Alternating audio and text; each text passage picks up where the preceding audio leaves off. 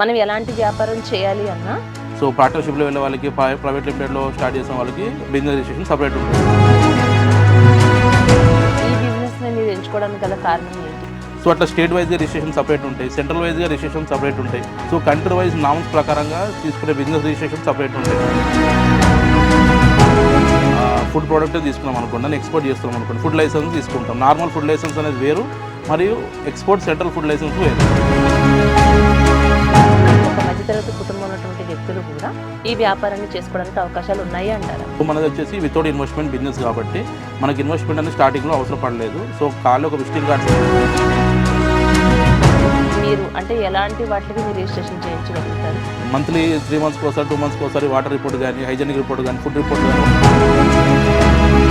ఆ ప్రొడక్ట్స్ అనేది ఈజీగా వాళ్ళు ల్యాబ్లోకి టెస్ట్ చేయడం వల్ల అది హైజెనిక్ లేదని తెలిసిపోతుంది. రెస్టారెంట్ కూడా సీజ్ చేయడం జరుగుతుంది. సో అమెజాన్, ఫ్లిప్కార్ట్లో పెట్టాలంటే వాళ్ళు కంపల్సరీ మ్యానుఫ్యాక్చరింగ్ నెంబర్ లైసెన్స్ అడుగుతాడు. నెక్స్ట్ వచ్చేసి ఆ బ్రాండ్ మీరు రిజిస్ట్రేషన్ చేసుకున్నారు.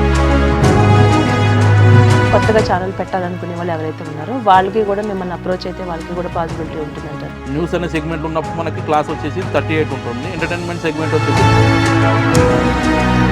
ఎలాంటి వాటికి ఐఎస్ఎంఆర్కు అవసరం లేదంటారు. అంటే ఒక ఫ్లేవర్ డ్రింక్ అయితేనే వితౌట్ ఐఎస్ఐ తోటి మనం రన్ చేసుకోవచ్చు. వితౌట్ ఫ్లేవర్ మినరల్ వాటర్ అయితే కంపల్సరీ.